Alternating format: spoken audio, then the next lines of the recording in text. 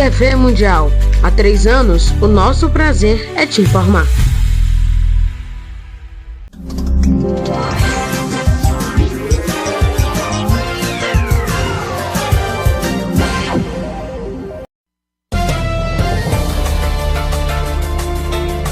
Olá, boa noite para você. Hoje vai ser destaque no Revista do Domingo. Líderes de esquerda veem ataque à democracia e defendem regulação contra a desinformação. Os Estados Unidos decidiram se retirar da Unesco por suas posições contra Israel. Presidente Lula busca aproximação comercial com o México em momento de incertezas. Ozzy Osbourne, vocalista do Black Sabbath, morre aos 76 anos. Fãs do cantor prestam homenagens. Produtores de café pedem bom senso nas negociações sobre tarifas americanas. Corpo da cantora Preta Gil foi velado na sexta-feira em um velório aberto ao público no Teatro Municipal do Rio de Janeiro. Veja como foi a despedida da cantora. Ministro Alexandre de Moraes diz que Bolsonaro cometeu irregularidade isolada e nega converter cautelares em prisão. O Revista do Domingo já está no ar.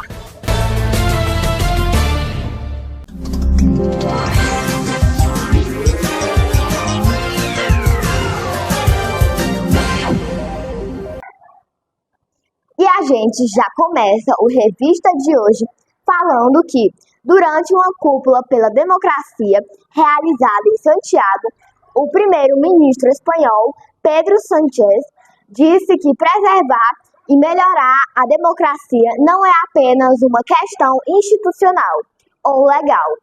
É uma questão política, um dever moral. A reunião contou com a presença dos líderes de esquerda da Colômbia, Uruguai e Chile, além do presidente Luiz Inácio Lula da Silva. Reunidos em Santiago, capital do Chile, líderes de esquerda do Chile, Espanha, Brasil, Colômbia e Uruguai fizeram um apelo em defesa da democracia diante da desinformação e do extremismo.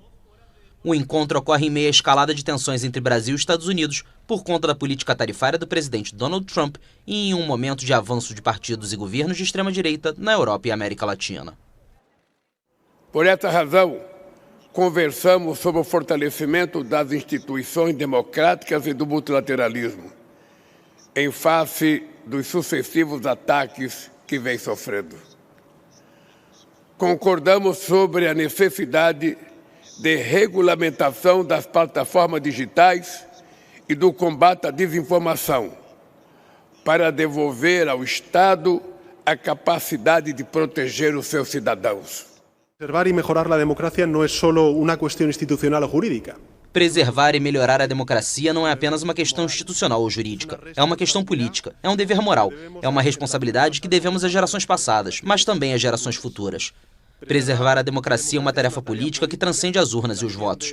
É um dever que se luta também nas nossas ruas, nas nossas praças, nos jornais, nas redes sociais, na televisão, nas organizações multilaterais. Periódicos, nas redes sociais, nas televisões, nas organizações multilaterais. A cúpula tem sua origem na convocada pelo primeiro-ministro espanhol Pedro Sánchez e o presidente brasileiro Luiz Inácio Lula da Silva em outubro, no âmbito da Assembleia Geral das Nações Unidas. O encontro em Nova York teve as presenças dos presidentes da França Emmanuel Macron e do Chile Gabriel Boric, além do então primeiro-ministro do Canadá Justin Trudeau e do então titular do Conselho Europeu Charles Michel, entre outros.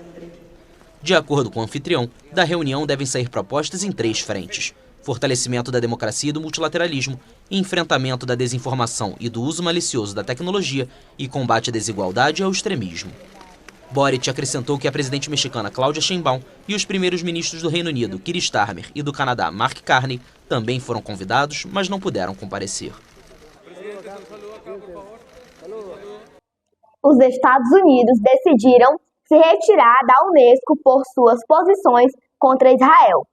A informação divulgada nesta terça-feira foi criticada pela Agência Cultural e Educacional da ONU, conhecida por designar patrimônios da humanidade.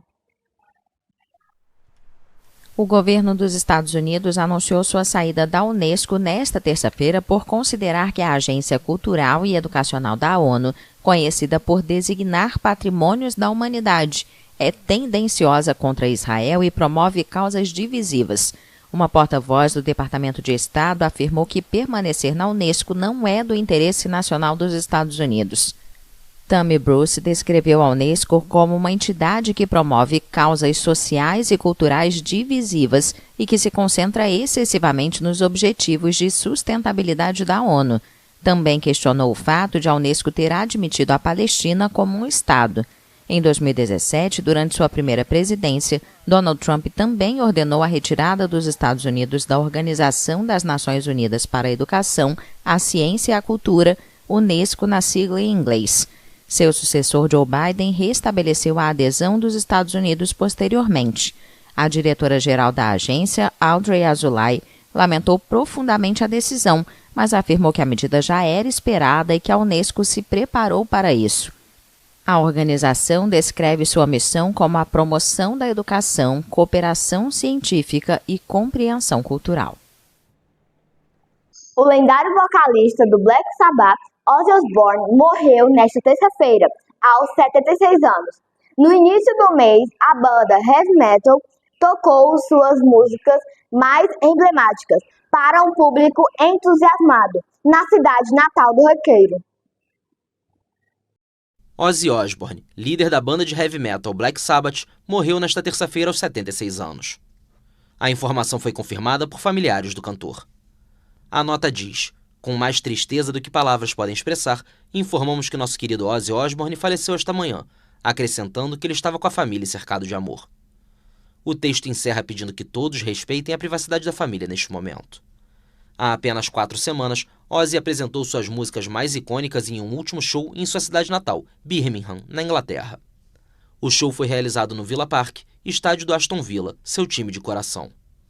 Diagnosticado com doença de Parkinson em 2019 e famoso por arrancar a cabeça de um morcego com uma mordida durante um show, o roqueiro foi um dos pioneiros da heavy metal, um subgênero do hard rock, e o Black Sabbath alcançou enorme sucesso comercial na década de 1970. A morte de Ozzy Osbourne, líder do grupo de heavy metal Black Sabbath, mobilizou fãs em todo o mundo, mas especialmente em 2 cidades.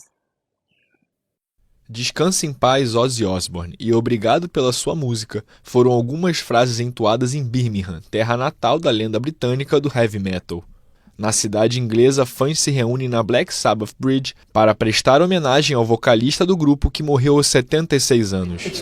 Black Sabbath e Ozzy Osbourne são o coração e a alma de Birmingham, e sempre serão. A música deles é atemporal. Quando todos nós tivermos partido, a música deles estará aqui para sempre, para ser passada para a próxima geração. Ele começou o heavy metal, sabe? O Black Sabbath, quer dizer. Não tem ninguém melhor, né? Estávamos por perto e só queríamos vir e prestar nossas homenagens. O cantor, que foi diagnosticado com mal de Parkinson em 2019, morreu apenas 2 semanas após subir pela última vez no palco em Birmingham. Apelidado de Príncipe das Trevas, certa vez arrancou a cabeça de um morcego com uma mordida durante uma apresentação. As performances e os sucessos lhe garantiram uma estrela na calçada da fama em Hollywood, nos Estados Unidos, que ficou cheia de admiradores e homenagens.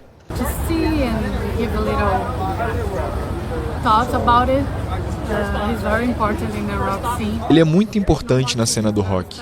A música No More Tears é muito especial porque é atemporal. É cada parte dela, cada instrumento é tão bom.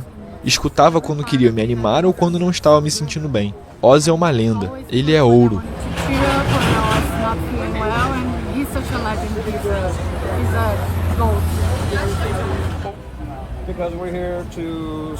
Estou aqui para celebrar Ozzy. Ozzy, sua vida e tudo que ele nos trouxe. Sua música, seu palco, suas apresentações, tudo.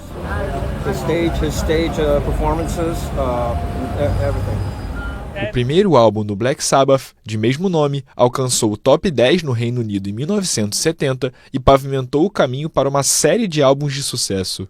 O grupo chegou a vender mais de 75 milhões de álbuns em todo o mundo. Um sucesso que continua vivo. Agora vamos para um intervalo rápido e a seguir, corpo da cantora Preta Gil é velado em uma cerimônia aberta ao público no Teatro Municipal do Rio de Janeiro. Veja como foi a despedida da cantora. E também, presidente Lula busca aproximação comercial com o México em momento de incertezas. O intervalo é rápido, voltamos já.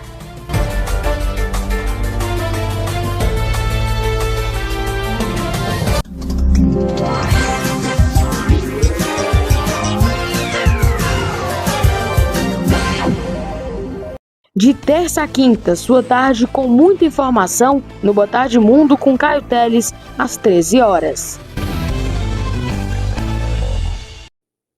Há 3 anos, a TV Mundial chegou para transformar a forma como você vê as notícias. Com profissionais dedicados e apaixonados, trazemos a verdade em cada reportagem e apresentação. Nós ouvimos todas as vozes, porque cada história importa. Da política ao esporte, estamos sempre na linha de frente de mãos dadas com a informação. Nossos jornalistas se dedicam dia e noite para te manter informado.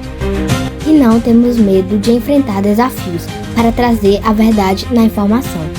Sua participação é importante. Conecte-se conosco e participe. Acreditamos no poder da informação para mudar realidades.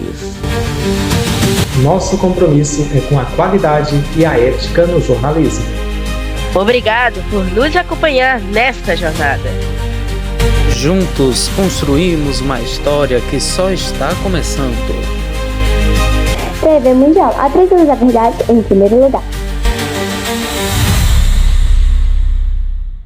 Toda segunda, quarta, sexta e sábado, a sua noite com muita informação no Jornal Mundial, às 21 horas da noite. Sua manhã de sábado com muita informação, Sábado News com Eduardo Delau, às 9 horas da manhã.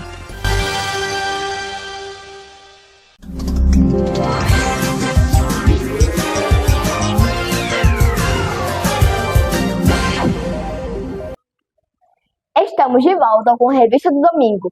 E olha, o presidente Lula está buscando uma aproximação comercial com o México antes da imposição das tarifas americanas em agosto. O petista conversou por telefone com a colega mexicana Cláudia Sheinbaum. O presidente Luiz Inácio Lula da Silva conversou por telefone com a colega do México, Cláudia Sheinbaum, para buscar uma aproximação comercial. A conversa aconteceu antes da entrada em vigor, em agosto, de tarifas de 50% e 30%, respectivamente, para as importações americanas procedentes do Brasil e do México, as maiores economias da América Latina. A presidência brasileira informou que, durante a conversa, Lula ressaltou a importância de aprofundar as relações econômicas e comerciais entre os dois países e, principalmente, diante do atual momento de incertezas. As duas nações estão tentando negociar com Washington para reduzir tarifas, mas até agora não chegaram a um acordo. Lula propôs a Sheinbaum o início de negociações para ampliar o acordo comercial Brasil-México e buscar a expansão do fluxo comercial entre os dois países.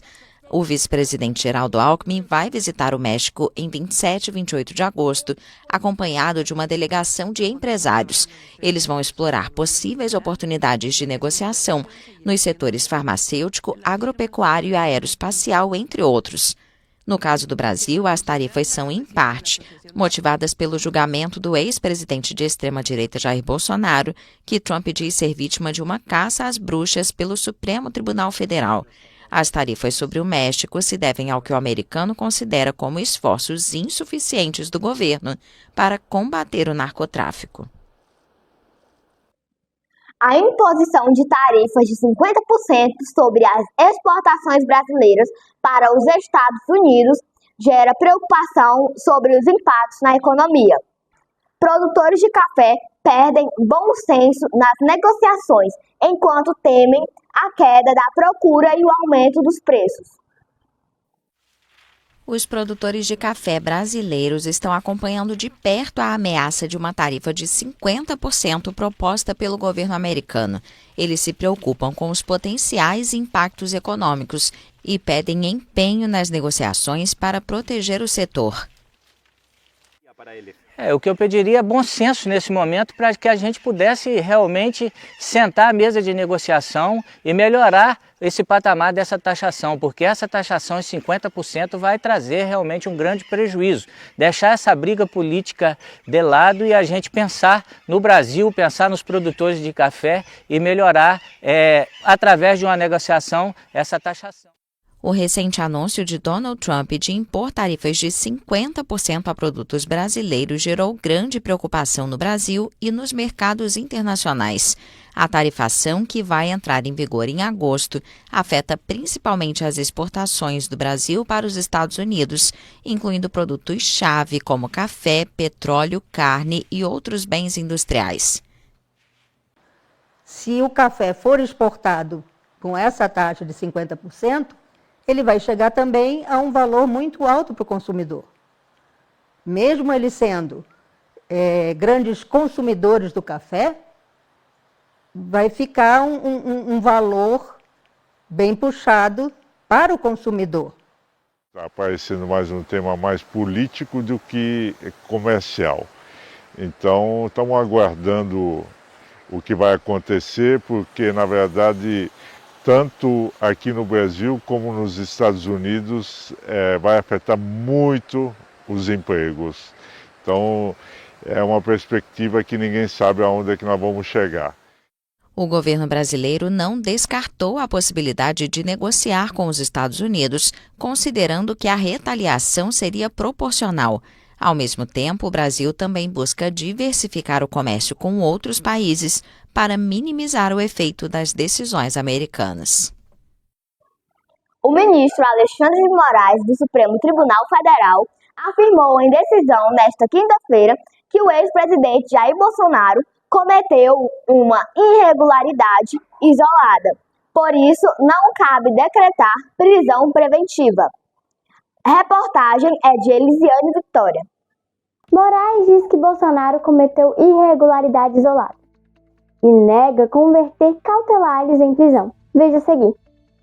O ministro Alexandre de Moraes, do Supremo Tribunal CTF, afirmou em decisão nesta quinta-feira, dia 24, que o ex-presidente Jair Bolsonaro cometeu uma irregularidade isolada. Por isso, não cabe decretar prisão preventiva. A manifestação de Moraes ocorre em referência às alegações da defesa de Bolsonaro, enviadas ao Supremo Tribunal na terça-feira, dia 22. A equipe jurídica do ex-presidente foi convocada a prestar esclarecimentos sobre o ex-presidente ter ou não descumprindo a proibição de usar redes sociais, direto ou indiretamente. Bolsonaro foi alvo de medidas cautelares determinadas pelo STF e cumpridas na última sexta-feira, 18. Conforme a decisão, ele está proibido de usar redes sociais e teve que colocar tornozeleira eletrônica. Mas o ex-presidente fez uma vista à Câmara na segunda-feira, dia 21, e os registros foram parar na internet. Moraes então pediu esclarecimento à defesa sobre um eventual descumprimento da proibição de usar as redes sociais. Nesta quinta-feira, o ministro explicou que em sua decisão anterior não proibiu Bolsonaro de conceder entrevistas a veículos de comunicação. O que ficou proibido foi o uso de redes sociais, de forma direta ou por meio de terceiros. Essas foram as informações que trago hoje de Elis, na Revista do Domingo. E foi realizado na sexta, dia 25, no Teatro Municipal do Rio de Janeiro, das 9 às 13 horas, o velório da cantora Preta Gil. O corpo da cantora chegou na quinta a Guarulhos. De lá, foi levado para o Rio de Janeiro. A reportagem é de João Pedro Coutinho. O Teatro Municipal do Rio de Janeiro amanheceu diferente nessa sexta. O cenário era de saudade, mas também de celebração. Preta Gil, artista, mulher, mãe, filha e símbolo de liberdade, foi velada sob as palmas da cidade onde nasceu. cresceu e marcou tantas vidas. Lá fora, a praça cheia de rostos conhecidos e desconhecidos. Fãs com fotos estampadas às camisetas, lágrimas nos olhos, flores nas mãos. Cada canto da Cinelândia pulsava em espírito, não de luto, mas de afeto, de memória e de presença. Abre aspas. Vão ficar na saudade as lembranças, cada show vivido e cada momento, disse um fã emocionado. Lá dentro, o saguão do teatro coberto por flores. E no centro, a Preta Gil, rodeada pelo amor em forma de música, de gente e de imagem. O telão em LED gigante exibia recortes de uma vida intensa. A menina, mãe, artista e amiga. No seu ambiente, uma playlist escolhida pela própria Preta. E nada de destreza, só festa, energia e alegria como ela queria ser lembrada. Ela olhava a gente com muito amor, muito carinho e dava muita atenção, contou Érica Maria Bernardes, consultora de vendas. A fila dava voltas na praça, mesmo perto do encerramento da cerimônia. Gente que veio agradecer, prestar homenagem e só apenas ficar perto dela por mais alguns instantes. No salão, o filho Francisco, os irmãos, sobrinhos, amigos de infância e de palco. Figuras da música, da televisão, da política, da arte, todos ali. Gente anônima e famosa, mas de mãos dadas pela mesma dor e pela mesma admiração. Ela nunca se escondeu e nunca ficou em cima do muro, afirmou o Pretinho da Serrinha. Ajudou pessoas a se aceitarem, a se afirmarem. E foi importante para muita gente que precisava se ver representada, disse Carlinhos Brown. Às 14 horas, as portas se fecharam para o público e o velório seguiu em clima de intimidade familiar. Gilberto Gil, pai e parceiro de tantos palcos, permaneceu ali, silencioso, com os olhos marejados. E no olhar, a dor da despedida e a grandeza da filha que ela viu crescer como artista e como mulher. Ao lado da esposa, Flória deixou o teatro em silêncio, levando com ele a memória de amor eterno. Do lado de fora, o som do surto de carnaval anunciou a saída do caixão. Sobre o caminhão do Corpo de Bombeiros, o Corpo de Preta foi levado pelas ruas do centro, o mesmo trajeto dos blocos em que ela tanto amava. O circuito oficialmente batizado com seu nome nessa semana é Circuito Preta Gil.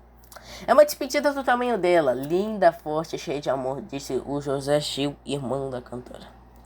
No final da tarde, o Corpo de Preta foi cremado no cemitério da Penitência em cerimônia restrita à família.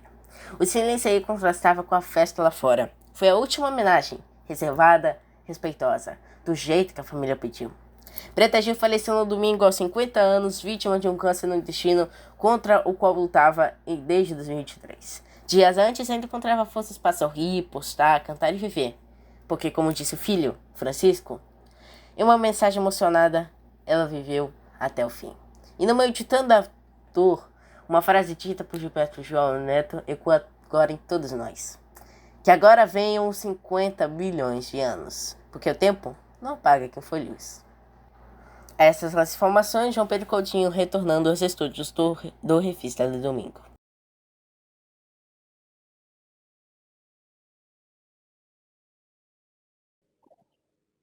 Agora vamos falar ao vivo com o Eduardo Pires, que traz os destaques do esporte. Boa noite, Eduardo.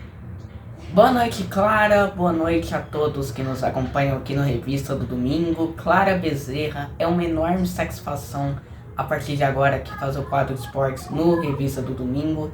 E também é uma honra estar falando contigo aqui no nosso quadro de esportes desse domingo. Vamos que vamos às notícias. O Paris Saint-Germain planeja negociar com 8 jogadores que estão fora dos planos do técnico Luiz Henrique na próxima temporada. Mas calma, os 8 jogadores, né, gente, já estavam emprestados a outros clubes e não serão aproveitados na próxima temporada.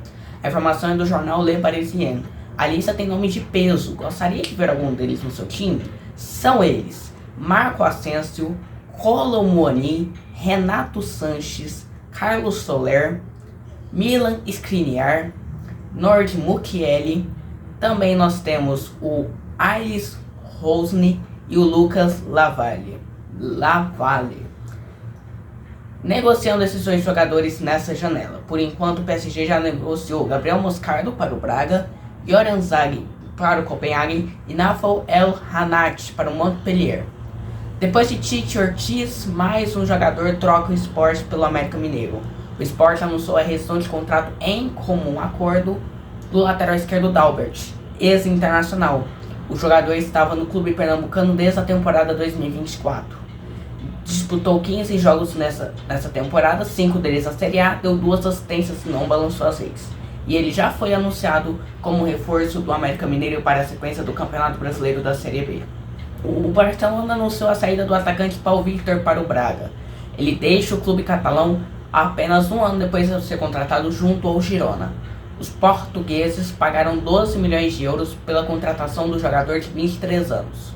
O acordo também preveu o pagamento de 3 milhões de euros em possíveis bônus. Ele atuou em 29 partidas com a camisa do Barcelona na temporada e foi reserva do atacante Lewandowski. Uma notícia do Ceará que está perto de contratar um atacante Vina. Segundo o jornal O Povo, o acerto deve acontecer nos próximos dias. O avanço, minha gente, teria acontecido após o jogador de 34 anos reduzir sua pedida salarial.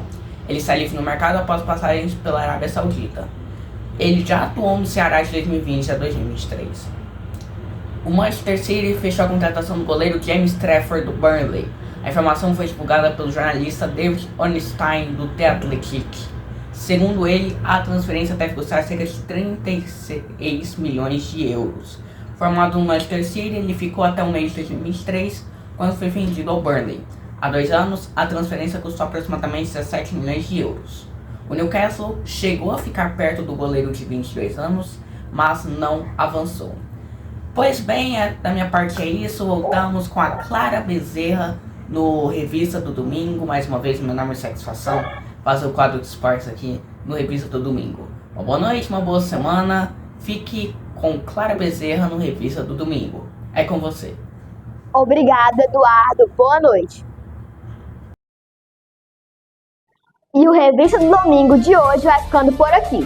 Para rever as nossas reportagens e esse programa, é só voltar ao vídeo aqui no nosso canal. E não esqueça de seguir a nossa página no Instagram, @TV Mundial UFC. E seguir a página do portal 05 Notícias, @05 Notícias. Desejo uma boa noite para você. Tchau, tchau e até a próxima.